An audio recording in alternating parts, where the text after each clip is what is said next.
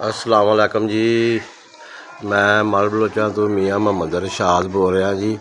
अगे भी कई दफ़ा ये चीज़ मौजूद से गल्लां होइयां वा ते दोबारा मैं दसना वा कि अजे तक कोई किसी किस्म की गल का कोई मसला नहीं साढ़ा हल होया।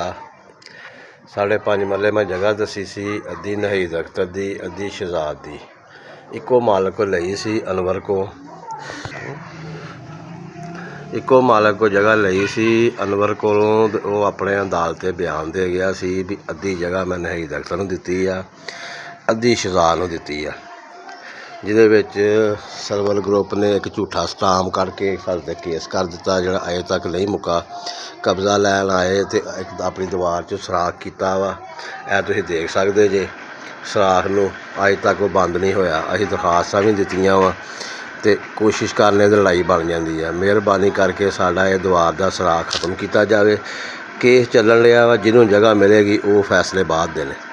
ते मेहरबानी करके साढ़े को बिल मीटर भी आ अदा करने 2014 तो अजे तक बिल असीं अदा करके दिखाए अदालतां नूं।